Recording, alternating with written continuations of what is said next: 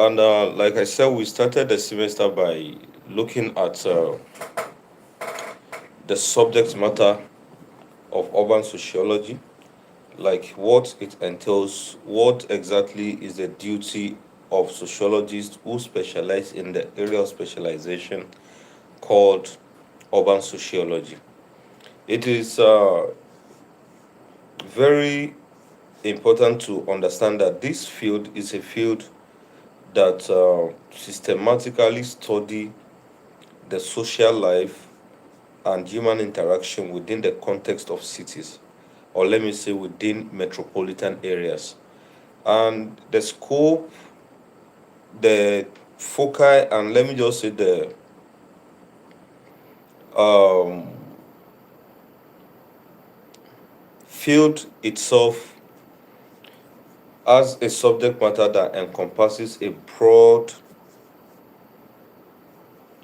spectrum of phenomena, which implies that the issues are enormous. It is not just one thing. And these problems range from organization of urban environments to the complex social processes that shape urban experiences. Urban sociology most times just try to investigate the relationship between individuals, groups, and the urban built environment. Do not forget that the subject matter itself cuts across cities. There is another branch of sociology called rural sociology, which studies the lives and pattern of behavior of people who reside in rural areas. But this is urban sociology.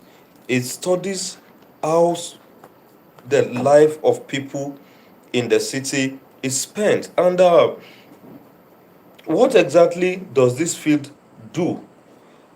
In most situations or most instances, sociologists who specialize in area of urban sociology tries as much as possible to, let me say, to how will I put it, to examine some forms of urbanization pattern and its influence on the people who live in the city. At times, they also try to check their access to resources, and they go further or expand the scope in a way that they try to unravel or explore the dynamics of urban institutions. You know, the rural society has its own social institution, and urban areas also have its own what social institutions. So you need to understand that there is also governance structures and their impact on the life of city dwellers.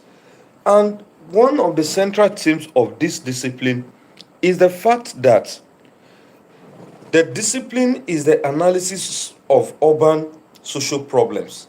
If you remember very well, there is a particular topic we're supposed to treat urban social problems that we discussed. I'm sure those who did social problem must have been able to understand how some of these problems evolve. Urban social problems involve crime, poverty, homelessness, transportation, and most of these problems that I've just mentioned.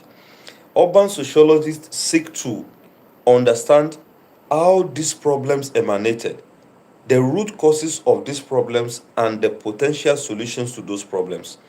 And equally crucial or important to this field is the investigation of urban culture, because urban culture, when I say urban culture, I'm talking about the unique styles, the unique way of life of people who reside in the cities. What exactly is their identity, and what is the pattern and nature of their social networks, and what exactly are their collective actions in shaping urban life. So urban societies are heterogeneous in nature, different people, different language, different motive, different intention, different states, different country.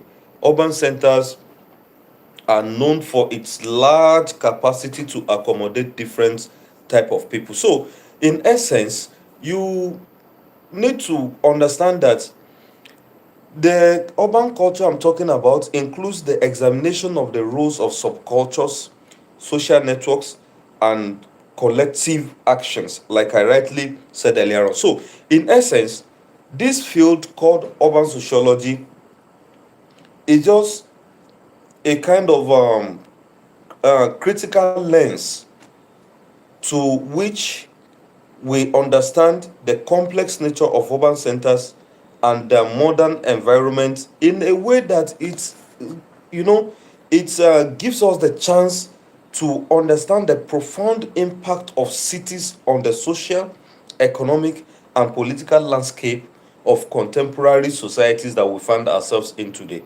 If we all observe very well how societies evolve, you will understand that even some of us, when we're born, where we're giving birth to was not as developed as they are right now, but because of modernization, some of these things have changed. So it's just the study of the people who reside in the city, or let me say the study of urban life, and it contributes to a deeper understanding of the human condition in cities, or let's say in urbanized world. Now, urban sociology focuses on mostly social, economic, and political dynamics of urban areas. Therefore, some of these issues are characterized by one. If you can hear me clearly, please kindly let me know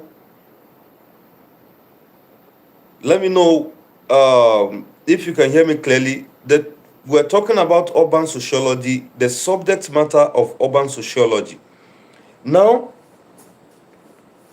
you also need to get that this field examines the structures, processes, and the problems that characterize urban life generally. So, their scope involves one, urbanization, which is the study of migration of populations from rural to urban areas. This include the causes and consequences of urban growth. We continue to say urbanization, urbanization, urbanization. We are just strictly making reference to how people have gradually moved from rural areas to urban centers in search of greener pasture. Then we're also talking about social organization. If you examine some of these things, there are communities within the city that are structured, and this include the roles of group identities such as race, ethnicity, class, gender, and all these things are factors that shape urban experiences. Then there is this urban governance. This strictly refers to the examination of political structures, that or let me say political structures and processes that govern urban areas. We're also talking about social problems like crime and deviance, public spaces, transportation and mobility, urban culture, and impact of globalization on urban centers. So, urban sociology provides insights into the challenges faced by urban areas, and like I said earlier on, the problems ranges from poverty, inequality, crime, and environmental issues, especially environmental degradation. So it is expected that the field is crucial for forming public policies, also some forms of community development, and social intervention in urban environments. So this field emerged as a distinct field just to respond to various social, economical, and environmental changes brought by industrialization and urbanization. If you remember very well that the field of sociology itself is a product of industrialization, because two factors gave birth to the field of sociology: the British Industrial Revolution and the French Political Revolution. So This field, like I said, emerged as a distinct field that seeks to respond to the problems of urbanization and industrialization. And there are factors that contributed to this field. There are factors that contributed to the emergence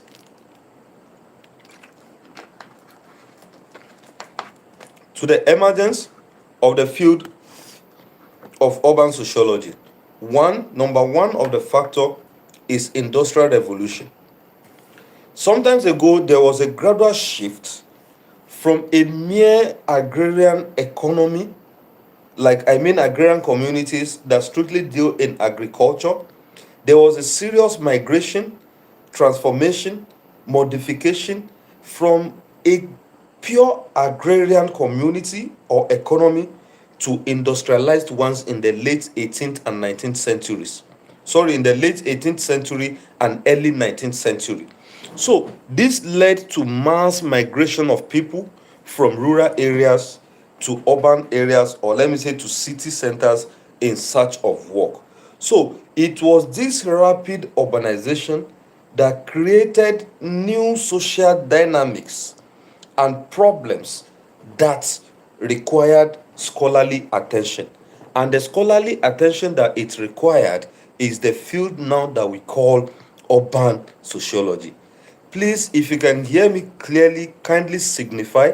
If you have your question to ask, please drop them in the comment section, please, and I will respond to all of them. Then, number two of the factor is population growth. You know, as cities continue to expand due to in the industrial revolution, then people started experiencing a significant population growth, or let me say the society at large started, experiencing population growth. And that now led to issues like overcrowding, housing shortages, and an increase in social tension. So, these conditions necessitated the study of urban life and its effects on social structure. What do we mean by social structure? Remember, we've always said that social structure refers to what? Pattern of behavior. Then number three is migration trend, or the pattern of migration. There was a massive wave of immigrants who were arriving in urban areas, and that was brought, in fact, let me say that was that what led to it: population growth and industrial revolution. And when they started moving, they came in with diverse culture, different language, social practices, and this now led to what we call multiculturalism in the field of urban sociology. Multiculturalism and assimilation process within urban settings. Some of you live in Abuja, some live in Lagos. The language you speak is yours. But by the virtue of you being an inhabitant of urban centers, you have been able to learn other languages through listening, gesticulation, and some other issues rather. Then number four is social problem. The rise as people started moving, from industrial revolution, the society migrated. Then from after industrial revolution, it is population growth. People started, the population started increasing. Then we started having overcrowding. Then number three is migration trend. Number four is social problem. Where you have plenty people, where you have many people, it is certain that problems are definitely going to occur. So the rise of urban poverty, unemployment, crime, and some forms of inadequate housing now became a prominent social problem in the cities. Then this now prompts sociologists to begin to investigate the causes and effects of these problems. Then we also have technological advancements. There has been innovations in transportation, communication, infrastructure, things like development of subway system that have transformed urban areas like Lagos, Abuja, and a kind of technological advancement in form of social interaction. and this oftentimes foster a serious need to understand the impact of these things I've mentioned on urban life. Then we have the kind of urban, let me skip that and let me go to globalization. There is this increase in the interconnectedness of the world. That is what we call globalization, interconnectedness of the world. There is the increase. And globalization has brought new challenges and dynamics. Some of these things include economic disparities and cultural exchanges. And once you start to experience some of these things, you must continue to emphasize on the relevance of urban sociology, because without urban sociology, globalization wouldn't have even come up. So these factors are factors that collectively gave birth to the field of urban sociology, and it is crucial for understanding how complex, difficult, large urban areas are. So it is also very important that we understand that sociologists are interested in studying urban areas for several compelling reasons, and this can reflect in both the complex nature of urban centers and its environment, and at the same time, its significance in contemporary societies that we live in now. Up, Sociologists who specialize in area of urban sociology are, they are interested in some key issues that happen within the cities. The urban nature, or sorry, the urban society is complex, and it is very crucial, important that we understand why these sociologists are interested in studying urban areas. Number one is to understand social change. We have said this times without number that social change refers to the transformation, alteration, modification that occurs within the social structure. Urban areas are known to be hubs of social change. So sociologists study the city because we need to understand social norms, values, behaviors that evolve in response to shift demographics, economic conditions, and cultural influences. Number two of the reasons of why sociologists are interested in studying urban sociology is to try to analyze diversity and multiculturalism. If you remember a few minutes ago, I made reference to multiculturalism and assimilation. That as people come into cities, they come with different culture, they come with different way of life, they come with different sense of dialogue.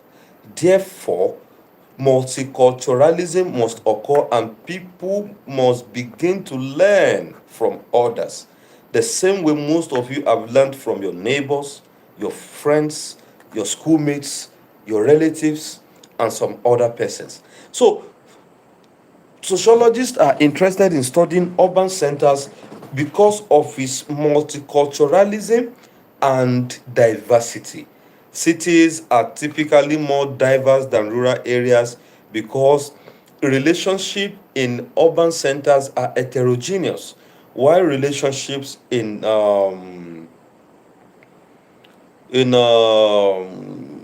rural areas is homogeneous, which implies that everything in the city is diverse in nature. So, sociologists now try to examine how some of this diversity or multiculturalism we have spoken about affects social interaction, and how does it also affect community dynamics and identity formation. Then they are also interested in studying urban sociology to address social problems. You know, urban areas experience or face numerous social problems.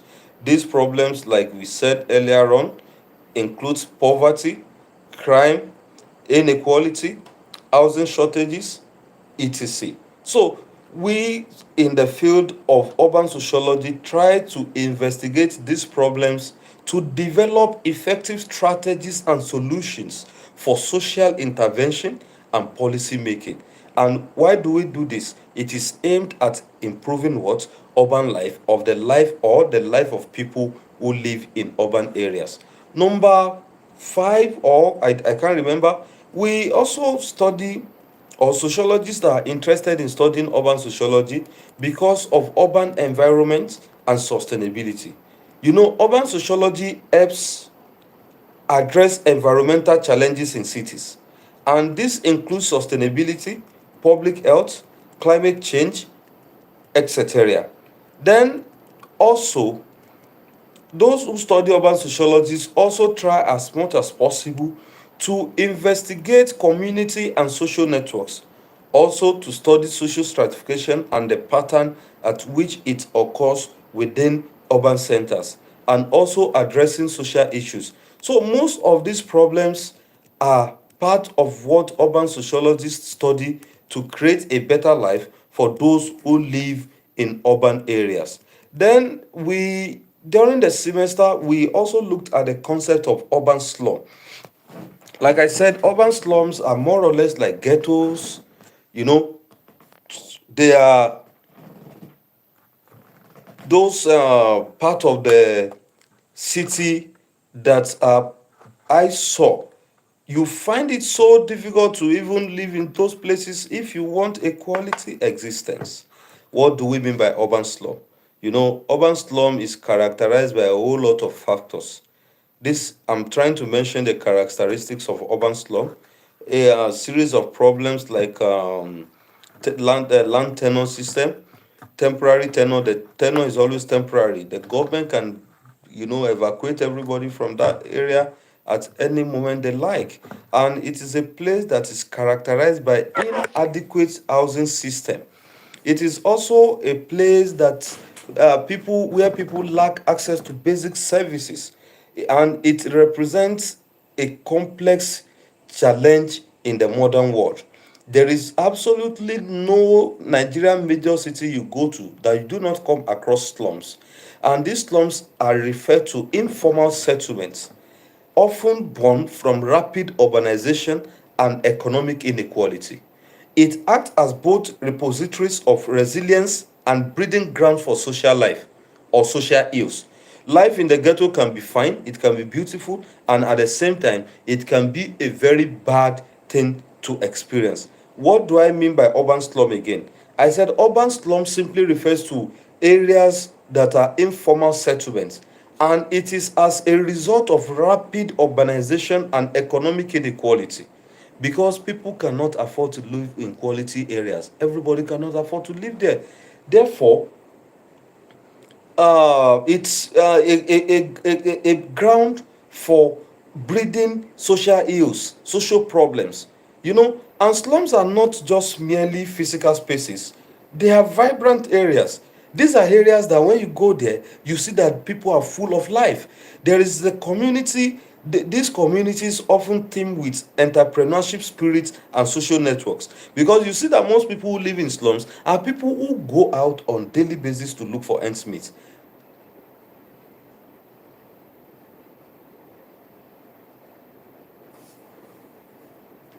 Okay, someone said, I would like you to throw light on this question, the cause and effect of social and environmental problems facing Abuja residents. Okay, let's finish this. We'll come to that gradually. Now, slums place, the network can be bad at times. So it's, please, if you can all hear me, it's better you always signify so I'll know that we are flowing together. But I'm not too happy that in a class of almost 400, we are just having less than 60 people. Anyway, it's it's okay. We'll move on. Those of us that are here now, you like I said, that slums are not just merely physical spaces, they are vibrant. People are full of life, they live their normal lives, they are fine, they are okay now. And this are some of the things that forms the strength of slums, because slums generally, you know, they are not a place that everybody or anybody wish to stay, because there is no quality existence. But those places are also full of life. Honestly speaking, people are happy, they do their things on a daily basis, and but the problem is that every good thing about slum is undermined by lack of critical infrastructure.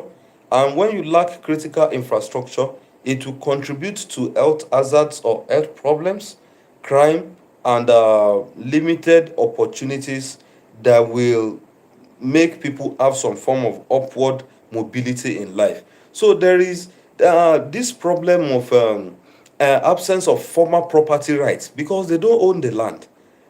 So they are vulnerable.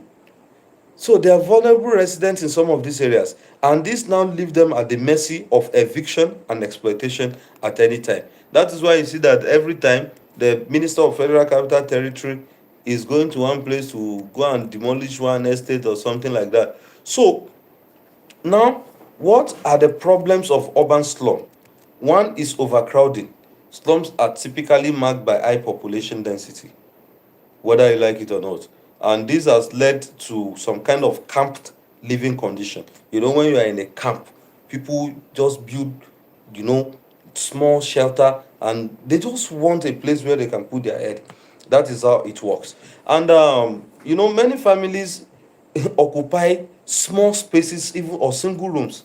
You see a family of 5, 10, they are in a single room, and this often results in let me say, what do we call, a lack of privacy and comfort. Another problem is inadequate housing, because houses in slums are substandard. They are constructed with poor materials, and these poor materials in turn lack basic they cannot stand test of time, because structures may be dilapidated, temporary, or they may even be built without legal approval. So there is nothing you can do. You just live at the mercy of the government. There is lack of basic services. Some of these residents of urban centers lack basic essential services: clean water, sanitation, electricity, waste disposal, and co. So this leads to public health issues, because most times you see people dying of cholera, you see people dying of Lassa fever, you see people dying of a lot of things. It don't usually happen to those who live in good areas. It mostly occur or happen to those who live in in rural areas or slums.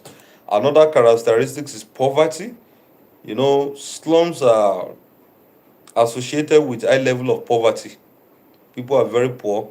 In fact, most residents in slums struggle to find stable employment, and this leads to low income and adequate financial resources to improve their living condition. There is also what we call social marginalization. People who live in slums, they face serious social exclusion. Not only social exclusion, there is discrimination, there is marginalization from the larger society or the broader society. And this affects their access to resources, services, and opportunities. And this is where they now perpetuate cycle of poverty. They now continue to reproduce themselves. Poor man will give birth to another poor child, another poor child will be. So some issues are always like that. They also have what we call informal economy. They have limited education opportunities. There is high rate of crime and violence, and there is also health issue. The problems are enormous. The problems are many. So that's another aspect we looked at during the semester. Then another thing is what we call labor migration. Labor migration, in fact, in this particular topic, I'll be discussing labor migration as one of the major problems in recent times. This concept involves the movement of people from one place to another in search of a better life. But it should be noted that people have different reasons for migrating, and this in turn comes with a whole lot of consequences And there are various theories that explain the problem of labor migration. What exactly do we mean by labor migration? Labor migration involves the movement of people from one place to another with intentions of settling, whether permanently or temporarily, at the new location. That's the kind of geographical location they find themselves. And this movement often occurs over long distances and from one town to another, from one city to another. At times, it's even international in nature, because right now, international migration is the dominant form of human migration globally. Therefore, this is often associated with better human capital at both individual and at household level. So, and with even better access to migration networks. If you look at the various countries of the world today, it is important to note that migration in its entirety has become a major social problem with its damaging effects on migrants all over the world. Therefore, many people have no other choice than to seek for improvement in their lives at their various home countries, and some even have to look outside the shores of their continent because their own countries have partially failed them. As at 2018, the International Labour Organization assessed that there were 202 million global migrants who were outside the nation of their origin, which implies that people from Nigeria and from other parts of the world are outside the shores of the country. Why? Because they are searching for greener pasture. Now, if you look at reasons for migration, number one reason for migration is economic reason. There are many reasons why people migrate, and there are many reasons why people engage in economic migration or for economic reason. People migrate to get better employment, because there is high level of employment rate in those places than countries like Nigeria, where unemployment rate is very high.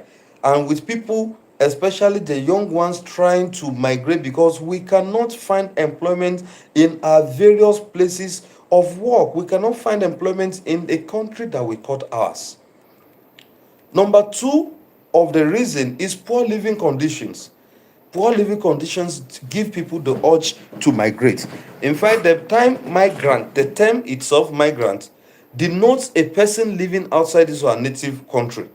And many leave their homes because there are not enough greener pastures and arable land, food. In fact, but in our own case in Nigeria, we have arable land, but we do not have enough greener pasture for the teeming youth population. So, therefore, the consequences of these environmental problems, such as drought, flood, can also force thousands of people to migrate from one country to the other. So, because about two-thirds of the world population live in economically poor countries. And then number three is the population grows while development stagnates. There is stagnation in terms of development, but population continue to increase. We have said it times with that number. What does a poor man enjoy? A poor man will just drag his wife inside. Before you know, they start giving birth. They raise kids. Nothing to show for. So now, then there is violence and the abuse of power that force people to also migrate. There are countries of the world that is bedeviled with crisis. There are countries of the world with series of problems. And let's take Nigeria for example. Our people in the northeastern part of Nigeria, I know many people that have migrated to Cameroon. Some have migrated to Chad. Some have migrated to America. Why? Because there is insecurity in those places. Because people are escaping from singular abuse, and not only singular abuse, there is also heightened brutality and high level of killing just because of violence. So most of these people also leave. Then, what are the consequences of migration? Migration weakens the native countries of the migrants. You are migrating from Nigeria. The potentials you are supposed to give to build Nigeria, you are taking it to another place. So it weakens Nigeria as a country. Then once people migrate also, what they do is just to encourage others to follow them. Omo, the next thing na to japa o. Let's leave Naija.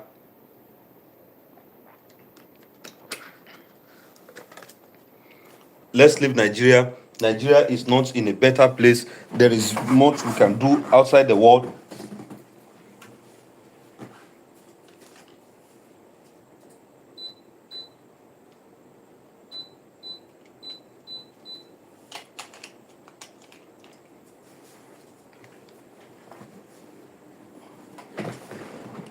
Sorry.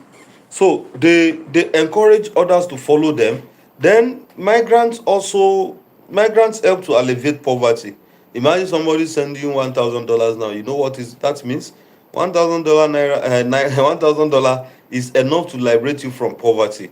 Then poor neighboring countries often be the ones bearing the heaviest burden. There are, however, theories of migration, or I think it's better we quickly just look at uh, the pattern it follows, because how people reasons, like I said, the pattern or the reasons. We continue with the reasons. We've mentioned poverty. We've talked about the downturn of the economy, or downturn of the country at large. There is also the problem of unmitigated social problems. Countless migrants are escaping war and difficulty, oppression. There is also increased globalization, because the world economy has grown progressively over the years. So, nonetheless, the cycle of globalization has quickened for various reasons. Sometimes ago, I would still have to hold marker and try to write and write and write, but now you can listen to me. I can, so there is increased globalization. There is also liberalization of the economy. There is a serious progression in exchange, and these have prompted an increment in imports in the short run, and this also has caused both exchange and current record deficiencies in nations that embrace this quick advancement. There are implications of migration. It has both positive and negative impacts. Then, in a nutshell, we need to get that urban problems are also one of the problems that we must examine. And what are the problems? Number one of the problems, there are problems of poverty, transportation, crime, unemployment, and other issues. So please, it is very important that we understand what we call urban social problem. Let me take specifically urban unemployment, because unemployment is one of the major social problems found in many urban centers around the world. It could be London, it could be Paris, it could be Washington D.C., it could be anywhere. So unemployment is a major social problem in urban centers. And if you remember that we said the rapid movement of people from rural areas to urban areas is one of the major reasons why unemployment has become very difficult in most urban centers. So this mostly happens when individuals who are eligible and able to work cannot find job to do. So now, defining unemployment is something that is very simple. you know it occurs when those of us who are able, agile, and actively searching for job are unable to get one, because this is most times used as a measure of health of every economy in any nation. The most frequent measure of unemployment is unemployment rate. And look at the rate unemployment is in Nigeria. And it is sad that we continue to experience this. If you look at the types, we have cyclical, and this occurs when real wages for a job are set above the market clearing level. It will even cause some number of job seekers to exceed the number of vacancies. It's always like that. There is what after classical unemployment, there is cyclical. Cyclical is the variation in the number of unemployed workers. It could be throughout economic upturns or downturns. So it's always like that. Then we have a frictional. This mostly happens because individuals are intentionally changing positions inside an economy, and after an individual leaves an organization, it normally takes some effort to secure another person in some instances. There is also structural. Then, if I may list the causes, because I won't lie to you, I'm feeling sleepy. There is exam in the morning.